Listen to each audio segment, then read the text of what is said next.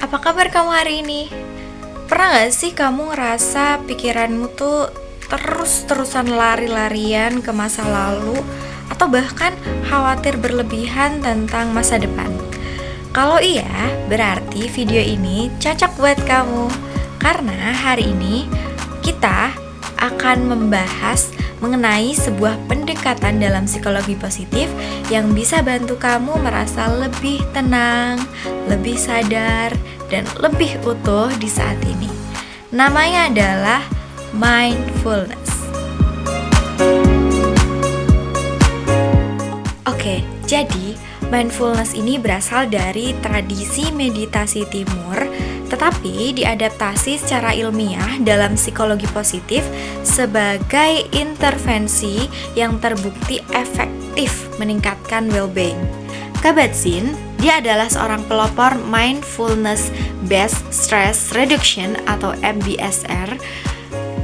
Dia mendefinisikan bahwa mindfulness ini sebagai kesadaran yang muncul dari memberi perhatian secara sengaja pada saat ini dan juga tanpa menghakimi. Nah, dalam kerangka psikologi positif, mindfulness ini membantu kita untuk mengembangkan atau membangun kesadaran diri atau self-awareness, mengelola emosi dengan lebih bijak, dan juga menciptakan ruang untuk mengalami hidup dengan penuh rasa syukur.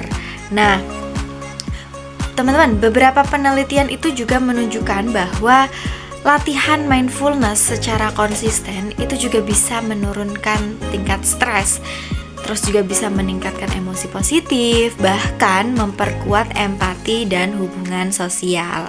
Nah, kira-kira gimana sih cara untuk melatih mindfulness ini supaya kita terbiasa dengan kesadaran utuh dalam kehidupan sehari-hari kita?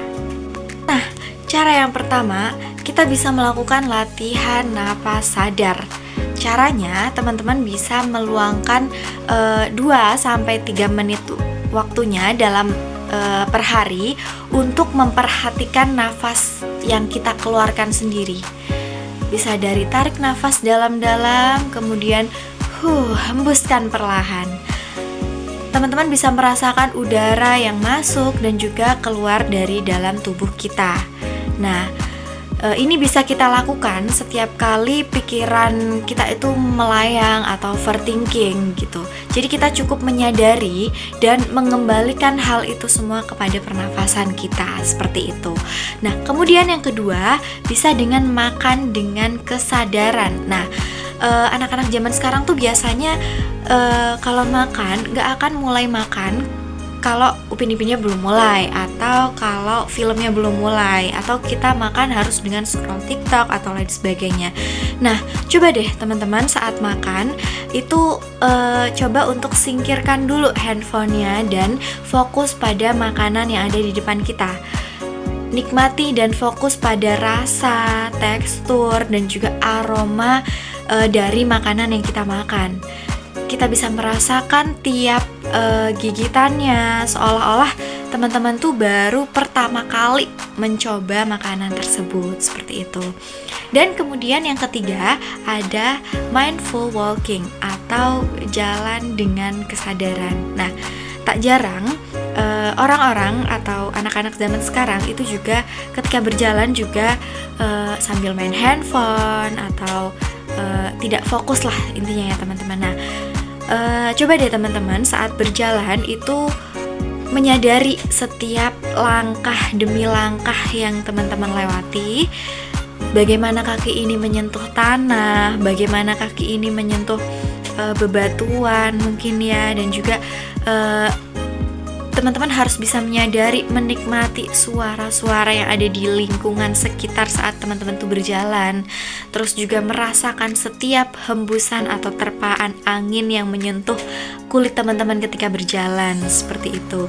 Nah, jadi dengan beberapa hal tadi, teman-teman sebenarnya tidak harus melakukan meditasi formal. Ya, sebenarnya tentu penting, tapi dengan hal-hal yang mencakup kesadaran-kesadaran kita akan keseharian atau aktivitas yang kita hadapi dalam kehidupan kita itu cukup bisa membuat kita berelaksasi dan merasa tenang kayak gitu. Kita cukup hadir dan sadar terhadap apa yang kita lakukan dalam keseharian kita. Aku juga pernah merasakan terjebak dalam pikiran yang penuh kekhawatiran teman-teman, apalagi mungkin saat deadline yang datangnya itu bersamaan antara tugas-tugas ataupun organisasi ataupun yang hadir di dalam komunitas yang kita ikuti di masyarakat. Nah, tapi sejak saya rutin melakukan latihan mindfulness itu tadi, saya menyadari setiap aktivitas yang saya lakukan, saya nikmati semuanya, saya hadir utuh dan sadar penuh dalam keseharian saya.